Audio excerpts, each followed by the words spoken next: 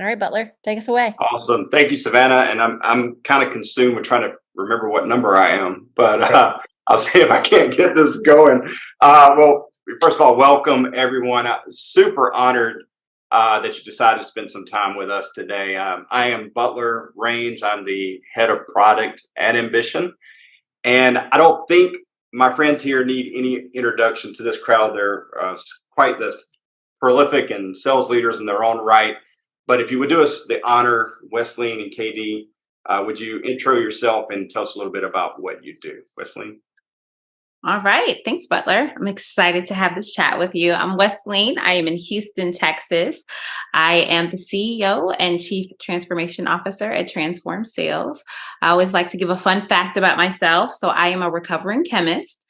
I actually started my career working in the petrochemical industry, and then I moved into sales and sales leadership. And in the first 6 months, I failed miserably. Half my team left. We weren't hitting our numbers. And I was like, okay, something has to change. And that's when I realized the onus was on me as a leader to develop myself, to in turn develop my team. And that's what we do at Transform Sales. We have a leadership centric approach to coaching and training. So if leadership is not invested and involved, it's never going to work. Over to you, Katie. Oh boy, well, I'll start with my fun fact then, because chemistry was my lowest performing course in college. Chemistry made me appreciate physics, and that says a lot. So, It does. organic chemistry, I don't know, I could not figure that one out. But Kevin Dorsey, everybody calls me KD unless I get out of line. Then you can call me Kevin. I'm the practice lead at Winning by Design for revenue leadership. So very similar, sounds like mission to Wesleyne is really trying to amplify sales leadership, because at the end of the day, for the most part, none of us are actually taught how to do this. We're all winging it. We're all out here doing what we think to believe is best because none of us went to school for it. And it's something that I'm very, very passionate about, is how can we help sales leaders? Because if we help sales leaders, then we help sales reps. So pumped to be here. Butler is a good friend of mine. So of course, pumped to spend any time I can with him. So looking forward to diving in here. Well, thank you both. And Wesleyne, I had no idea I am also a recovering chemist. So master's degree in Oh, chemistry. High school teacher, now work in sales technology. Who knows how we end up where we end up? and that's Well, why you you're know what they good tell you, teaching you know, and doing all these things. That's amazing. we know what they tell you, never be the smartest person in the room. And I'm definitely not today. So thanks y'all. I appreciate that. This is good. No, I would say that. So thank y'all both for being here. Um, Look, let's get started. This is a topic I care greatly about. Ambition, we facilitate the coaching moment for revenue teams through our coaching orchestration products. I've had the good fortune of working with sales leaders like Katie for many, many years through my tenure in sales technology. And, just leading people and mentoring people, I'm sure Wesley and Katie, you have the same experience. You just see some common mistakes that happen. And I want to talk about those today. This is a very meta conversation. I want you, our audience, to, if you're blossoming sales leader or you're a manager, there's going to be some takeaways from you. But if you're a revenue leader and you manage a lot of managers, you need to be training on these things and watching out for these things. So let's get started with some sales coaching mistakes that cost you more than you think. I'll set some context before we get into some of our topics. Just by nature of being on here, we're all revenue minded people. And that often, unfortunately, means like we're hyper focused on like the deal or the renewal that's like right in front of us, right? Got to close that deal, got to jump in, got to micromanage this deal, got to, get on the call right now and correct what was said when you listen to your gone recording. And the cost of that is often forgetting that we, as leaders, we have a responsibility to manage, to lead, to develop our direct reports, these human beings that are reporting into us. And we, Ambition, talked to our customers and surveyed the market this year. Everyone's concerned about hitting their goals, especially in this crazy economy, but they're also worried about retaining their reps and how to effectively manage their reps. And look, it is a fact that the direct manager is who has the most influence over the success of a rep. I don't care what technology you've implemented. I don't care how much enablement resources you're throwing at something.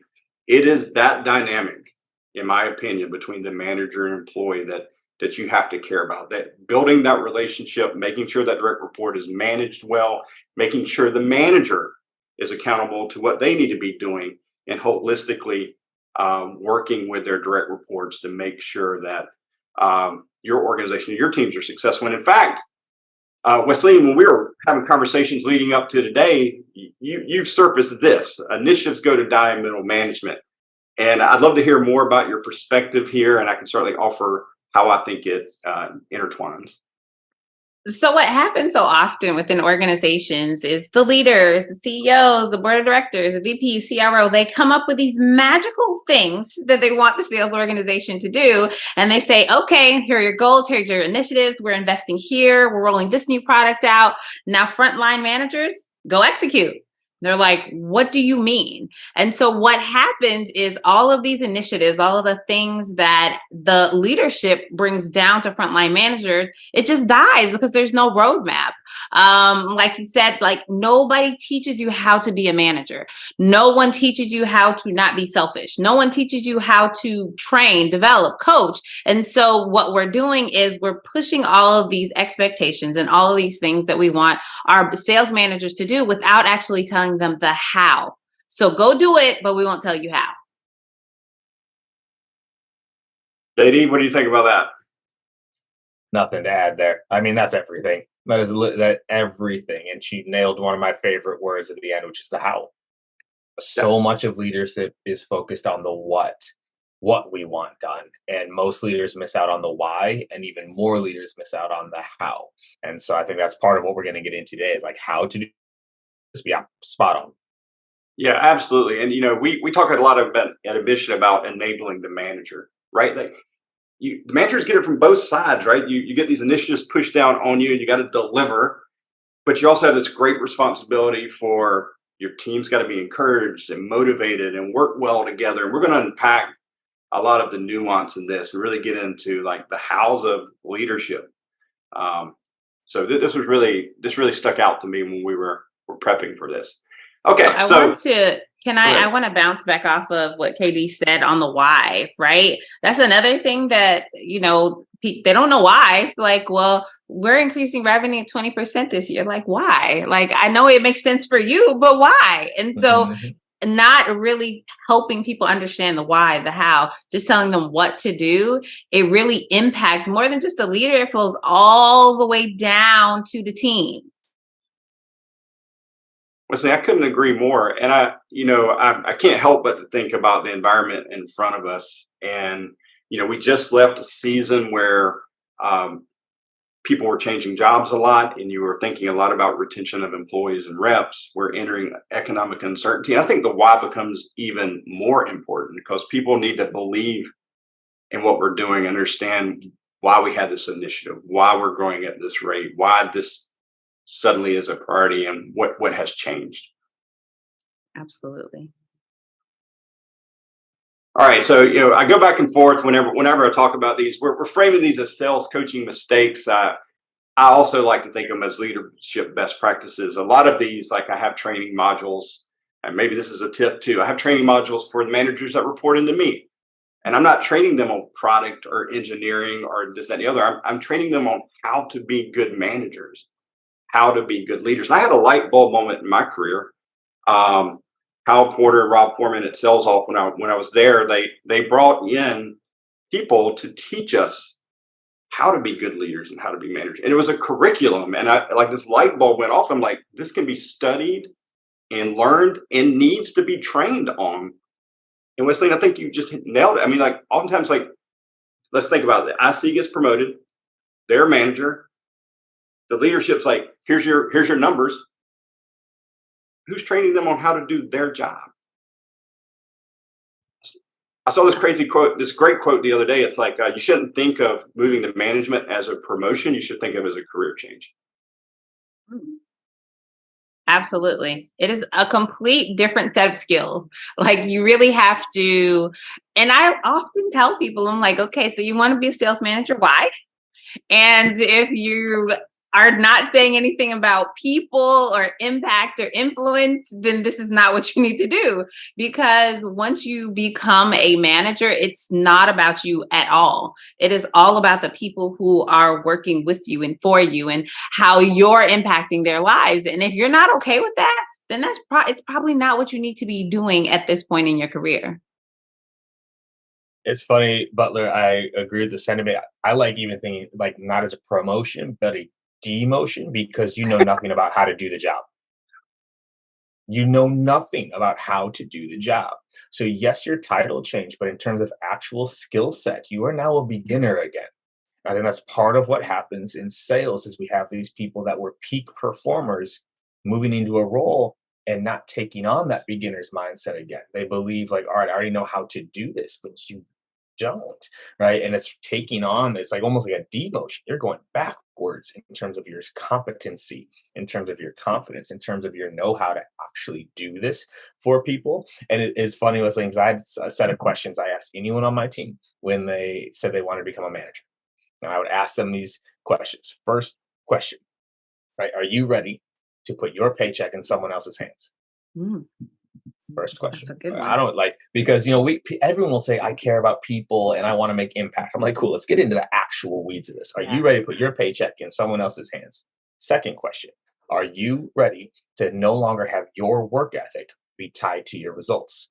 Mm, When you are a salesperson, you can work your way to success. When you are a sales leader, you cannot work your way to team success. It doesn't work that way. And a lot of sales reps are used to working hard. They can't do that now as a manager to be tied to it. Third question. Are you ready for me to be upset with you because of your team? Are you ready to fall on that sword? Are you willing to get in front of your team or are you going to blame them?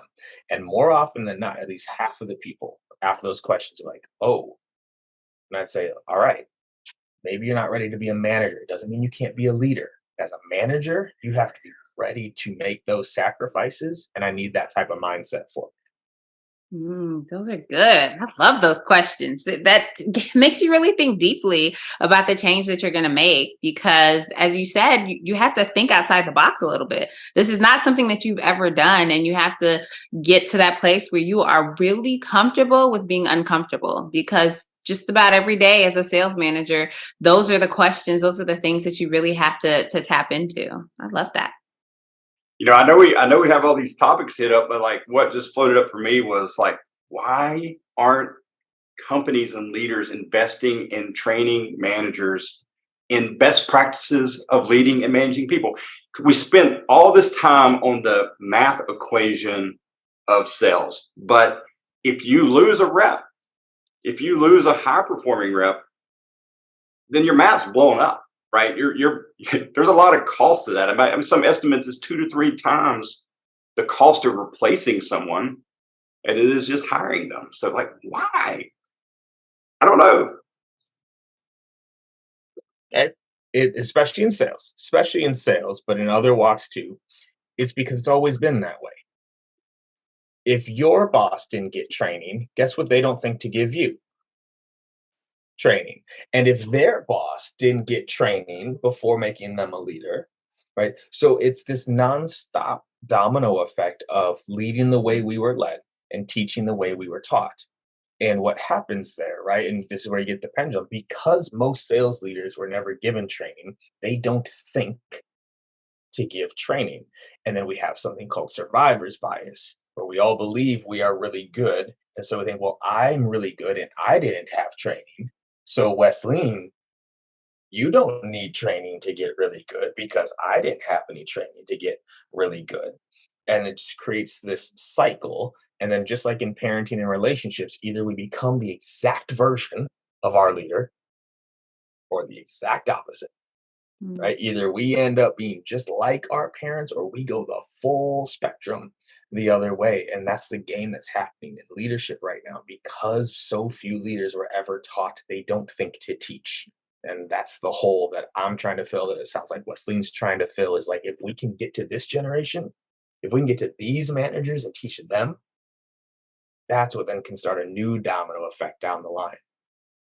Yeah, and I think it's really a systemic and a cultural challenge also because again, going back to our executives in their ivory tower, when they're sitting down and they're thinking about, okay, we need to move the needle, and they think about moving the needle, they'll throw hundreds of thousands and millions of dollars at sales training the reps because they're like, okay, they'll bring us more money. I know if I do this and they can close better and they can do better discovery and they can do all of these things, that's going to help, but it really doesn't. I actually, on my LinkedIn banner, it says when you invest in a leader, you get 10x on your return on your investment.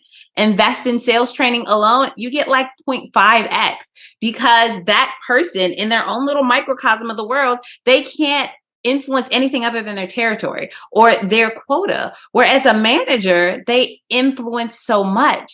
And it's not just about driving the numbers, it's how do I show up and lead every day? And as organizations, we have to realize that we have to invest in our leaders if we want them to be better. And it's not just the money investment, it's the time.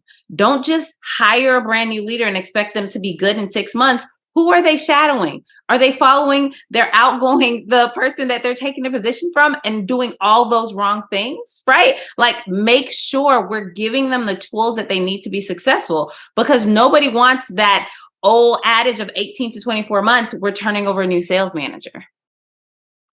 Man, I could not agree more. I just harp on this. Like, we need to do more manager enablement. That's high leverage, high impact. You just threw out some numbers of how it compares to traditional sales training.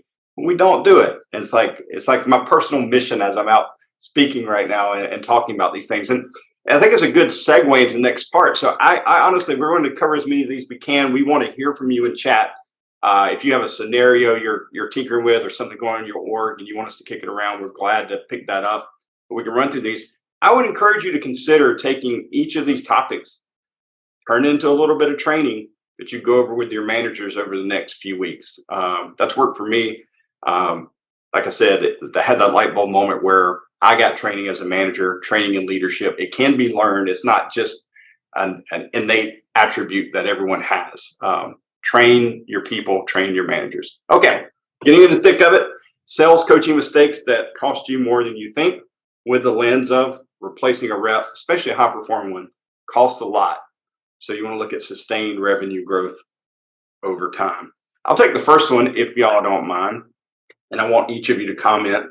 Not managing 360 degrees. What this means to me is the most important tenet, if you will, is you're leading another human being, a complex person, right? You, as a manager, as a leader, you're responsible for at least for some time their journey in life professionally, right? You need to develop them, lead them, encourage them, hold them accountable, all the things. And it's a lot. It is a responsibility, a grand one you have to feel.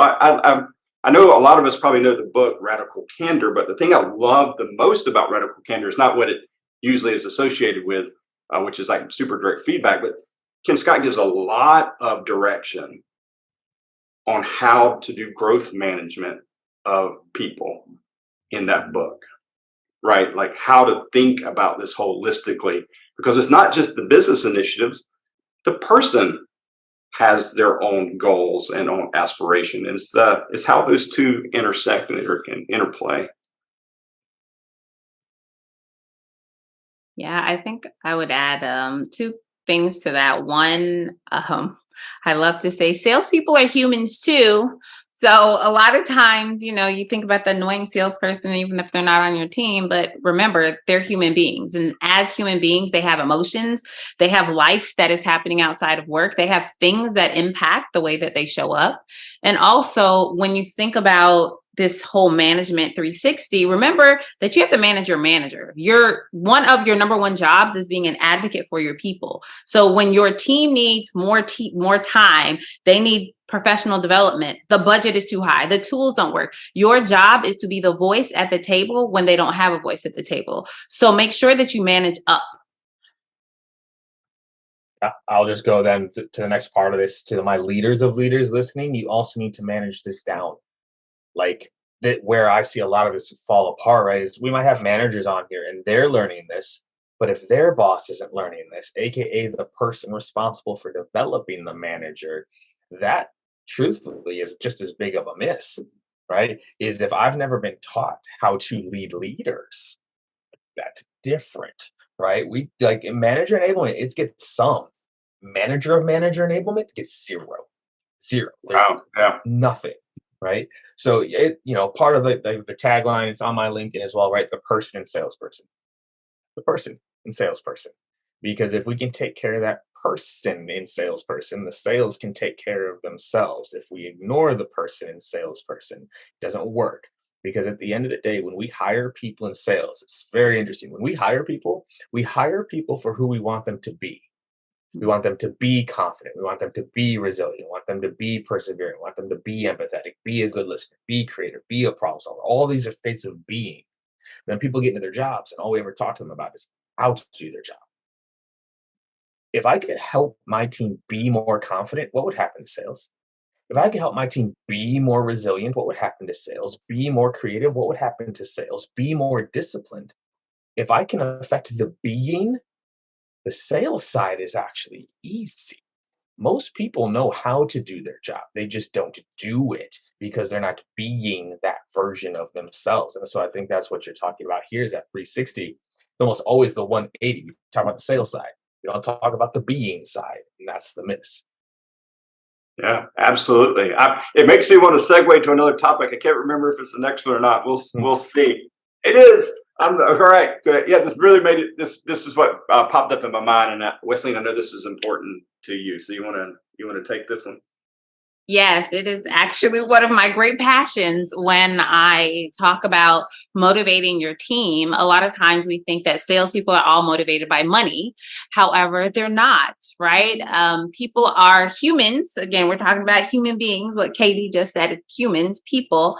They're motivated three ways. Extrinsically is the traditional, hey, I'm motivated by money. I'm motivated by things. I'm motivated by cars.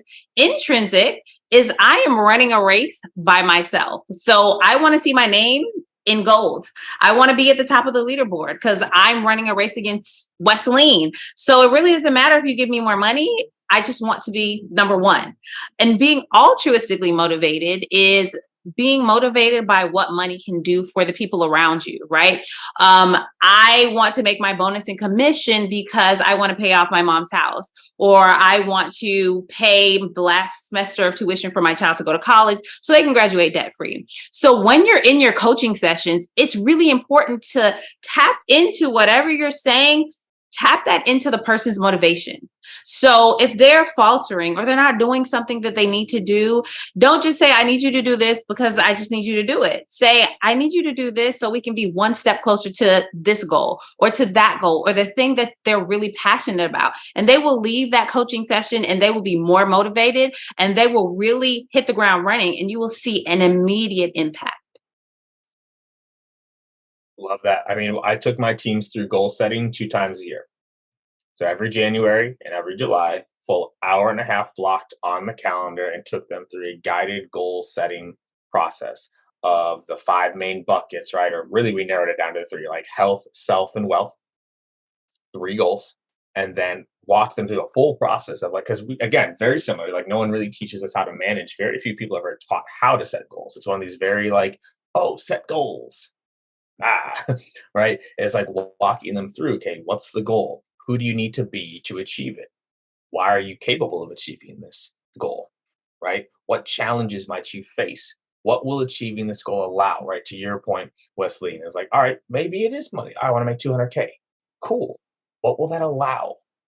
What will that allow? What will this make you feel like? Right? And then coming up with an actual plan, the 3x3s, or the 3 things daily, weekly, and monthly that if you committed to would give you the best shot to accomplish that goal. And this was 2 times a year, every January, every July. Because if we're all honest, a lot of us set goals in January and then they're gone, right? So we come back to it. But that's the key, is to be that guide, right? To go through it. And that's a really big part of it, is finding those things out. So I love the customization here. But again, my leaders that are listening, you have to use it. Because sometimes leaders do ask this question, right? They sit down and go, so Butler, what's your goals? And the Butler says, well, I want to make this money. And I say, why do you want to make this money? And I say, well, I want to get my mom, house paid off. We say, great. And we never talk about it again. That's Yeah, actually worse than not asking. it Like, if is. you're not going to bring it up again, if you're not going to Yep. leverage it, if you're not going to then don't even ask it. So that's a waste of everybody's time and actually breaks trust. I agree with that. And go ahead, Wesley. Oh, I was just going to say, I love what Katie said, because you're right. It's like we have these surface level goals, but let's get deep and let's get granular, and let's make sure that they don't just sit on the piece of paper, on this document on their computer all year long. Like, take those and actually coach to them, because if I say that my goal is to pay off, my mom's house because she has cancer, and in 6 months something else happens, and my mom can't work anymore, something like that, and you don't even remember that, that is so much worse. And I'm like, every month I'm coming and I'm doing this one-on-one with you, and then we're talking about all these things. And again, the human being, the person, is not in your mind. It's just the numbers. It's just the metrics. It's just the things that matter to you to make you look good as a boss. So don't just let them sit there. Make them have those written goals and get as granular as you can and really focus on them throughout the year. So We have Holly some asked a great. good question. Yeah, I just saw this one in the Yeah, chat yeah. while I we're was kicking hoping off. to bring that up. You want to read it, Katie? Yeah, so Holly asked, if you have an IC who's intrinsically motivated but really struggling with that currently, what's the best way to motivate them, help to motivate them again? So I'll kick this one off first actually, I'll just kick it off by saying what Wesleyne literally just said, which is you need to go deeper, right? So what does intrinsically motivated mean? So it's one thing to ask someone, are you extrinsically or intrinsically motivated? And so I'm intrinsically. We got to go a layer deeper and go like, well, what does that mean? Right? Is it pride? Is it prestige? Is it legacy? Is it confidence? Is it security? Like, what does that intrinsic motivation mean to them? Right? So we have to go a layer deeper on it. And then a big part of this is then reminding them of the goal, but also reminding them of why they're capable of the goal. The moment we lose that self-belief is when motivation fades, right? If you set a goal that you don't believe you can achieve, motivation disappears. And so also, if you have a rep struggling, one of my biggest tips here is change the goal. Lower the goal. It doesn't mean maybe that you can lower quota or not, but lower that initial target that they're shooting for. If I've been at 30%, don't set the goal of 100% next month. Set it at 50 so I can make progress. And then from 50 to 70, and then 70 to 90. Whereas if I look at that 100% and I don't believe I can get there, my motivation's already gone. So find out what the actual intrinsic motivator is, but also what are they actually trying to achieve? And can you set progress goals for them? Because progress is motivating. Burnout comes from when you stop making progress. That's where burnout lives, is the lack of progress. When you're still making progress, you don't burn out. So that would be my tip there. Oh, I love that.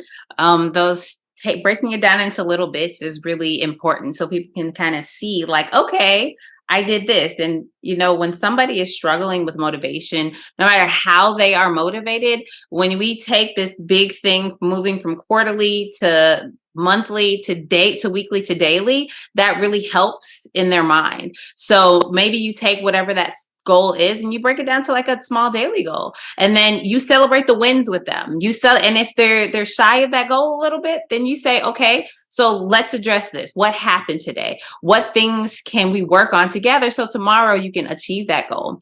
And I also like to peel back the layers of the onion a little bit and to see if somebody has something going on in their life that's not necessarily about work, right? They could be struggling with something personally. And so that personal weight that they have on them is weighing on them so much. And a lot of times when we see a rep that's usually top performing or usually doing well, and there's a shift change, something is happening with them personally. So I encourage you to look for those shift changes. Somebody who does well and then they just drop off. Somebody who's always kind of mediocre and then they just get really good. You might be like, oh, they're fine, but there's something going on. And we want to figure out what's going on. And we want to make sure that we're addressing it, whether it's a positive or a negative, because we want to celebrate wins and we want to hit problems head on so that we can attack them and come up with a plan together. So there's that team element of that coaching you need.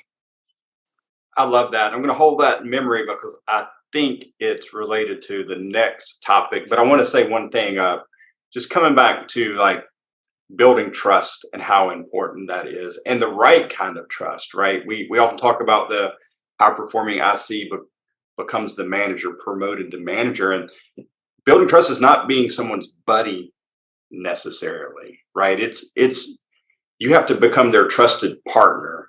They have to know you care about them, their goals, their career, what motivates them, and help them achieve the business goals. I saw this, the hybrid workforce and the pandemic changed a lot, but I saw this other meme the other day that said, for people who say go big or go home, they severely underestimate how willing I am to go home. Like, that's my only goal, and like, there are people who aren't sellers really catch the raw end of this. Like, not everyone's motivated by the winning the competition. Yeah. Right. I'm very motivated by taking care of my family, and making sure I have time with them, and I'll work hard, but my motivation is not to beat someone else. Yeah. Right.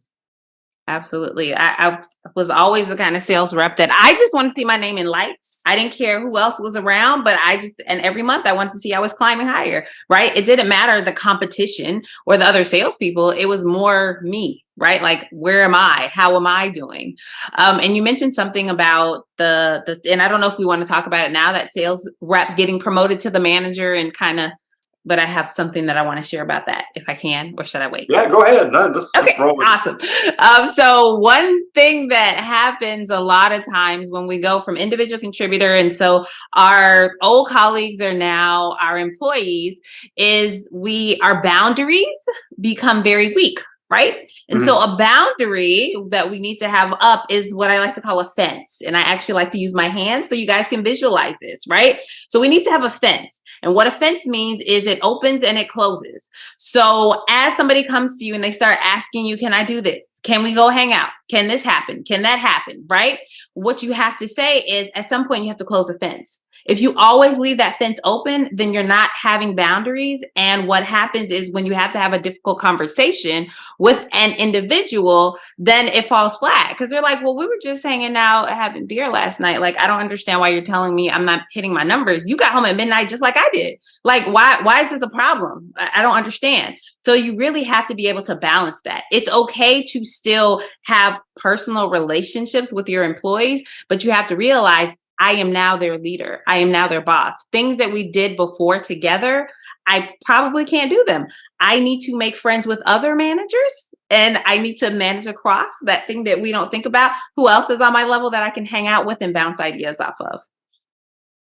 Yeah, I couldn't agree more. And we have this listed as one of the topics, as Wesleyne foreshadowed to. But like, if you're building a module on this, like, leadership presence, executive presence, setting those boundaries, and like, you got to get people trained up on that quick, especially if they're being promoted from within the team. I'm going to move us to the next topic, and then we can pick up from there. Something you just said reminded me of this, not understanding situational leadership.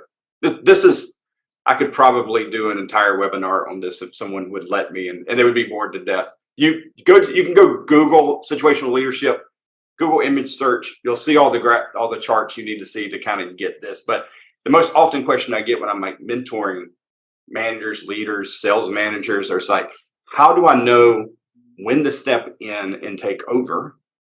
And how do I know when to let someone fail? Wesleyne, your example of, you have someone who's a great performer, but they have something going on in their life, right, that has changed something. How do you handle that? And there's actual frameworks for this that you can go study and learn. A popular one is situational leadership, that gives you a framework for thinking about, when are you directing when do you need to be directive versus coaching versus supporting, right? And so, your default should be, depending on ramp or not ramped or where they are, your default should be empowering, in my opinion, right? And supporting, delegating, supporting, but you intentionally go into being directive or coaching heavily, depending on the situation and circumstance. KD, do you have any? I see you nod your head a lot. Do you have something to say here? No, just agree. It's the slowing down element of leadership that just gets missed. I wrote about a similar post about this a while back of like we're just so addicted to speed in SaaS that like we do everything so quickly that we don't slow down to read the situation. Like who am I talking to today? Right? Who are they? Where are they coming from? What is going on in their world? And understanding when to be supportive, when to be directive, when to be that coach, and that it is a flow, right? Like it changes. It's not always the same. And it's something just to be very aware of, and also understanding how people respond to it differently. That's Some right. people prefer directive, right? And they prefer directive. Hey, just tell me what to do. I'll go do it. Some people prefer coaching, right? Like leading through like questions and suggestions. Other people like they want more support. Other people like, I don't need support. Just tell me what to do and I got it. So it's understanding not only the situation, but the person that you're leading and what some of those preferences are. Yeah, I think the only thing I would add here, this is one of the times where leaning on what you did as a salesperson will help you. Think about when you're in an interaction with a prospect or a customer. You follow their lead, right? If they're more reserved and they're quiet, you're probably going to tamp yourself down. If they're really excited, then you're going to kind of follow their lead. So, really, what KD and Butler both said, it's reading the situation and matching that with how you're showing up and how you're leading, coaching, managing, delegating at that time. Yeah, I just want to reiterate to the audience, like I put this in quotes, drop it in search, hit image, read all about it, find one of Katie's posts on it. This answers one of those fundamental questions, like how do you know when to lean in, and it's highly situational. All right, effective one-on-ones and other meetings. Kevin, I read a number of posts where you write about things like this. Tell us what you think. I mean, this one we were talking about at the very beginning. It's like the question I like to ask is who ran the first one on one? Because who do we learn how to have one on ones from? Our boss. Who did they learn how to have one on ones from? Their boss. Who did they learn how to have? Like, it's just like who had the first one? Because when most people become a leader, the first thing they're told to do, start having one on ones with your team. And they go, okay. And they've been never given any guidance on how to do it. And what a lot of one-on-ones turn into, the analogy that I give here, right? Anyone here in the chat, if you're still with us here, like if I wanted to take my wife out for like our 10-year wedding anniversary, right? And we're just going to get one of the best meals we've ever had. Would I take her to a buffet? Hey, babe, 10 years, we made it. Let's head to Old Country Buffet to get that steak you like so much. And you know what? Also, with that steak, we could maybe get some lasagna and maybe a slice of pizza and, maybe throw some scallops. Okay.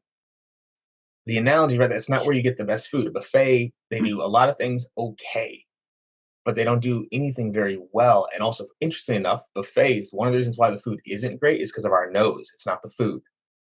The mixture of the smells doesn't match, which causes our taste buds to not align very well, right? Y'all know this when you get sick, when your nose is stuffed, how does food taste?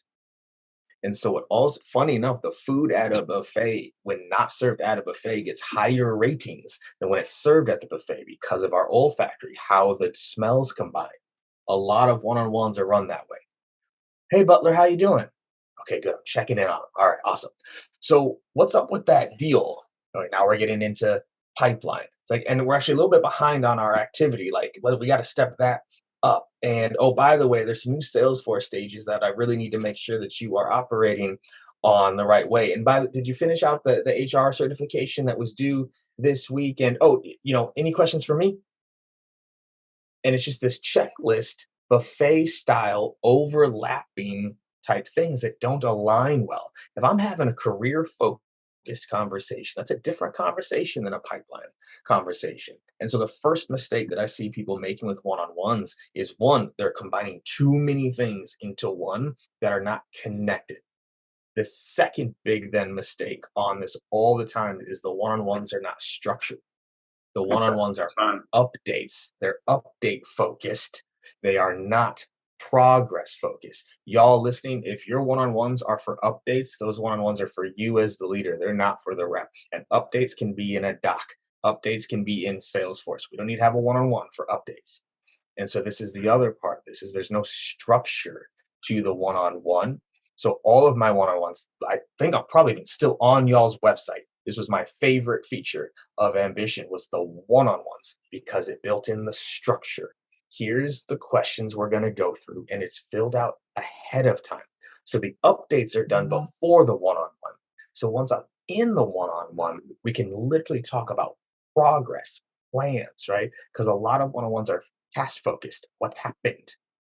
That is again a waste of a one-on-one. The one-on-one needs to be future focused. Where are we going? Right? So that could be deal focused, that could be career focused, that could be person focused, right? So those are my big mistakes that I see people make all the time is there's too much being done at once with no intention. They're not structured and they're update focused. That is absolutely worthless. And then bonus one, and I'm just passionate about this because it's the one thing all leaders do, and a lot of them still do it very poorly, is they don't check in on the person enough. The pipeline gets checked in right back to your 360 and your situation. They check in on the pipeline, they check in on the deals, they check in on the activity. We literally added to our one-on-one docs, how are you taking care of yourself this week?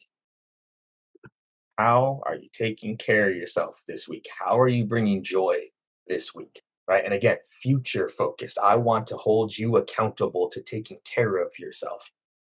How awful am I as a leader, right? So like that's the type of thing that I see happening in here. And it's unfortunate because so many managers are just literally having 30 minutes with their reps on a weekly basis. 30 minutes. And they try to combine all those things into unstructured and then they go about their way. It's not the way, y'all. It's not the way. Mm. That was so jam-packed. I have one thing that I want to add to that because I just 100% agree with everything that you said. I guess two things. So the first thing is the one-on-one is for the rep. So a lot of times a good thing to ask to kick it off is what things are on your mind? What challenges have you had in this past week, right? So you started out like that. You have your agenda, but you really want the time to be focused on helping them do the things that they need to do, achieve their goals, move one step closer. And also you want to make sure you have at least one kind of skill, something that they're getting better at, something that you're teaching, coaching, training them on. And like Kevin said, we don't do buffets. I love that analogy. I'm like, I need a salad, not a salad bar. So just one thing. What is the one thing that you want to teach that rep this week, this month, this quarter, however often you're having your one-on-ones, and make sure that in the next one, you check to see if they've implemented it. Have they used it? Because that's what it's about. It's about changing behavior, driving skills, ensuring that they're moving one step closer each and every day. Oh, that was awesome. I was getting so excited. I kept thinking of things I wanted to comment on, Katie, and you kept hitting them. So I think the only thing I would add is, so often we are told like one-on-ones are employee led. It is for them, but that it does need structure and you need to run the meeting, right? Because there are times where you need to be giving critical feedback and you can actually use the one-on-one as a way to hide, right? Like, oh, the employee had a lot to talk about. So I never had the opportunity to deliver the hard conversation. And the one-on-one, if you built the right trust, is a great vehicle to get in a rhythm of having hard conversations. So you're ahead of things that are coming in. You are focused on progress and developing the employee. You can give feedback and the employee know you care and you're doing it because you want them to be better and get better, not because you're coming down on them. And thanks for the ambition shout out, Katie. I didn't have to do it myself, so I appreciate that. Right. Real recognizes real, Butler. I'm gonna say what it is. Like that was it. All right, Wesleyne, mini me's. Talk to us about it. This was something that I struggled with a lot when I became a manager. I was like, but this is how I sold. But this is what I did in the CRM. I don't understand, why are you not doing this? I told you exactly the right way to do it. You should just follow it to a T. And so a lot of times as a manager, a new manager, or even if you're having challenges with your team, you think that everybody needs to sell the same way you did. Everybody needs to do everything the same way you did. And yes, what you did produced results. It was excellent, but each person is an individual. And we've talked a lot about using different tools or thinking about each person as a human, but we need to make sure that we have an individualized coaching plan for each and every person on the team, because everybody's not going to be you. Everybody's not going to show up and do things the exact same way that you did. And that's okay, because what they're doing is producing results. And so I don't like equivocating salespeople to children, but I kind of do sometimes. And if you have more than one child, or if you have younger siblings, you know that each person is different. They all may get straight A's, but they go about it very differently. My youngest son doesn't like to read. He's an auditory learner, but he still does well in school. Whereas my oldest son, he's a reading bee. So I think about what they need to really achieve their goals. And that's what we have to think about when we're working with our salespeople. What does this person need to get to the next step? Not this blanket having a one size fits all methodology. We had a phrase that we said at least once a week, if not once a day, amongst my leadership team at my last org. And it went like this: I am not you. You are not me. We are not them. They are not us. And this was a constant reminder as a leader that I am not you and you are not me. And for me to project my wants, my thoughts, my hopes, my dreams, my goals onto you is unfair. But it's also even more important, I think, and we are not them. And this is not in a downplaying way, but there's a difference. You are a leader because you are different. You think differently, you act differently, you are motivated differently. There's a reason why you're in this room and they are not. There is a difference there. And we have to remember that, because as leaders all the time, not only do we try to create mini me's, but we also project onto our people how we would do things, how we would work. Right? Like when I was a rep, I worked at the doesn't matter. Does not matter. We are not them. They are not us. And we need to understand that. Our goal is to get the most out of every individual on the team day in and day out. And that is not us. That is for them. And we have to figure out that baseline. And I just want to, if people are of a certain age, they'll get this analogy. But there's a movie back in, I don't know, the 90s or early 2000s, and this person was always like, remember that one time at band camp? Remember that one time at band camp? Yeah, remember that one time at band camp? That's what happens when you're like, yeah, when I was a rep, like nobody wants to hear it. And so you have to realize that, and that's what I want you to remember when you hear yourself or find yourself saying, when I sold, when I carried the bag, when I was a rep, literally that is what's happening in that person's brain. That's awesome. I have nothing to add here. I just could learn from the both of you for the whole time. Look, we actually have a couple of things, but I see your question. I could not agree more, Wesleyne. Like, we have about 10 minutes left. I'm going to pause. We'd love to hear any questions you have or comments, something you want us to address. We can certainly just keep talking, but I really want to know what bubbled up for the audience. While we wait for that, can I jump in on the one about like managing peers? Because there's something there that I think is important to call out, which is it starts before you become a manager. That fence already needs to be up before. If you have manager or leadership aspirations, that starts now. You can't go from being at the bar last night till midnight talking shit about your company to being a manager the next day. You've already missed. You've already missed that window, right? It starts way before you actually become. You already need to, again, back to one of my favorite words, being. You need to already be that type of person, right? By the time I was promoted into leadership, it was so anticlimactic that it was almost disappointing. Like, I will never forget my first director promotion. I will never forget it. They announced it from the company, CEO Sean Kelly, and we want to announce KD is the new head of sales. And my girl, Shelby Chopra, she's sitting front row. She goes, well, what was he before this? Fantastic. I Like, love it. there was no change. I was already being that person, right? But then you Mhm. hold yourself to that standard. My team loved to grab a drink with me. I did not have a fence around there, but I was always who I was in that moment. I'm not being sloppy. I'm not being degrading. I'm not being like any of that. I'm still being me as a leader in whatever situation I'm with my team on. So I just want to call that out for anyone that wants to get there. That starts now. You don't wait to become a manager to act like a manager. You start now. Otherwise, it's too late. Man, I Absolutely. love. Do things that are within your power. When you see a sales trainee or a somebody else that needs help, right? Help them. Become the mentor. Start coaching. I'm not saying spend 10, 20 hours a week doing that, but you literally need to act like you're in the position that you want. You need to ask those introspective questions. You need to really operate like you're already in that leadership seat, because that transition, again, I worked with a person on a team recently, and we had to make the hard choice, and he had to go back to being a rep because his team had zero respect for him. And no matter what he did, they just never respected him. And he just didn't have the presence within himself to realize that I had to make some really hard choices. He still wanted to do the things he did. So start early.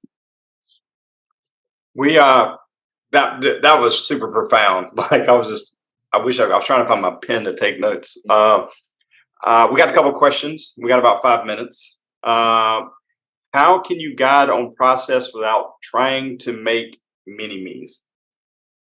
Mm. Mm, I like this one. So mini me's is about tactics. Process is about best practices. So the process is a best practice, right? Here's the best practices to achieve XYZ goal. The tactics, that is where that individual nature can show up, right?